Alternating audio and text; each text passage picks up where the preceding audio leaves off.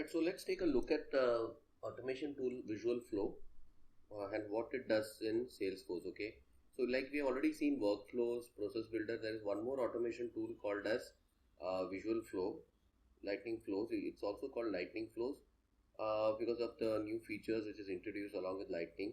Basically, what happens here is it's an automation tool with stepwise actions that you can set up to implement a business process. Okay, so but we have already seen for that with workflow and process builder. So there are some different actions and couple of things you can do here.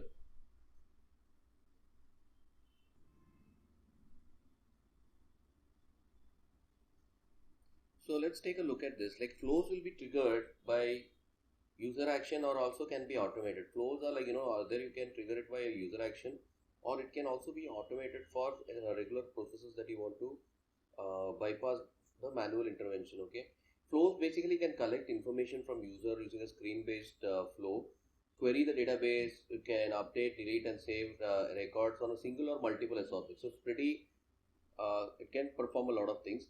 It can also invoke Apex classes, so you can have a full bunch of processes running, like you can get some data, check some integration call some Apex class, then finally you can process couple of records. So you can do a lot of things with Lightning Flow, and you basically design flow using the Cloud Designer. There is no coding here. Alright, so this is again part of the admin course where you do everything via configuration and no coding. So which are the key parts of the flow? Each element represents an action that can, so for example, includes reading or writing Salesforce, displaying information. All this you can do. Okay, there is an element. This will fall under elements. We'll look at the elements in more detail. You can collect data. That could be a screen element. That could be a query element. There could be loop element. So we'll see. So all of these things can be done. You can display information, collect data from flow users, executing logic or manipulating data. Then you have connector to connect the various elements. So what you want to do next in the next path, so that is what we do using connector. Now suppose and during the flow you want to store some values, user inputs and queries and other stuff. So you can use something called as resources. There are various types of resources which will store the data for you. Okay. So as we are saying, let's look at the flow elements. You can have a flow Apex element, we can have a plugin element. There are a lot of elements here. You can go through the list here, but actually we will build a key ones, and each of this definition is over here. So you can also call action element. You can have a loop element. So some of the important ones are record, delete, create element. You can create as object record, and you can also call quick action. Then you have something called as screen element. Yeah. So here you can store the information that the user gives you during a particular session or something, and it can be guided to a next set of screens or process. So these are some of the elements that we have. And then you have a decision element, you can send elements. Then there are a lot of other stuffs, like you can delete an element, record. So there are a couple of elements which you have. Basically it's a kind of actions which you can invoke. Okay. Then you have a resource. Now as part of this element, suppose you create a screen element, you want to store some data. So you can store it in a choice.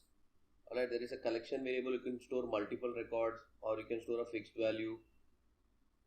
Then for example, if you have a dynamic, you can represent a set of choice that generated from an object's record. Any element that you have is available as a resource. Okay, any element. You can always use it in the outcome criteria, and an element is also considered visited if the element has already been executed in the flow interview. The flow interview is basically the process flow. Okay, if the element has already been successfully executed in the flow, the resource values is true. So if basically the resource value is stored, or it can be true or false. We'll see that. Alright, we'll see the example. Basically you will be storing data using flow resources. You'll have to create these resources. So these are the various flow resources. You can take a look here: formula, global constant, variables, collection variables, text template, variables, wait event, as object variable. So all these things you can store it in a resource. So basically you invoke elements. You can either store get information or perform against the database some action, but basically you'll have to store the data in the resource what you're getting from your element. Okay, or you can execute against the database element using flow resource variable. Okay, so now let's take a look at flows are exposed via flow actions, lightning pages, community page. These are the places where you can expose the flow that you create. Okay, so web tabs, lightning out, embedded services deployments. We'll take a look at basically how to expose it via the UI, the lightning pages. And you also, let's look at the flow resource. We have outcome, pick list choice, screen field. So these are a couple of more flow resources. Now, other ways where it is exposed are, you can call it where if you don't want a UI intervention to start a visual flow, what you can do is you can call it via process, custom Apex classes, REST API, web tabs, custom buttons or custom links, and visual force pages. Okay.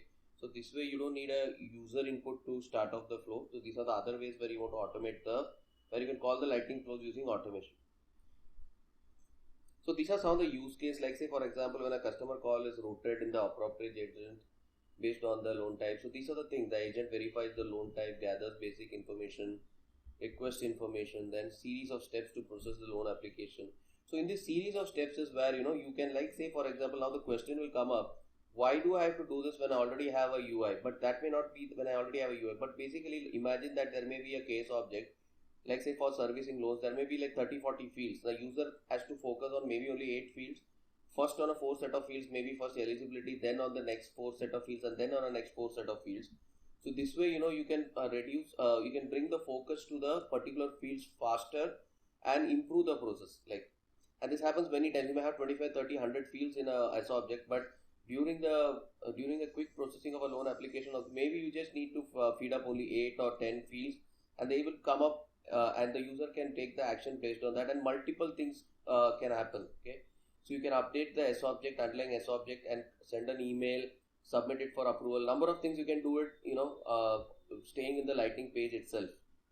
So this is a sample example process, like say you can also submit for approval, then the loan application is approved, and agent will wrap up the loan application process.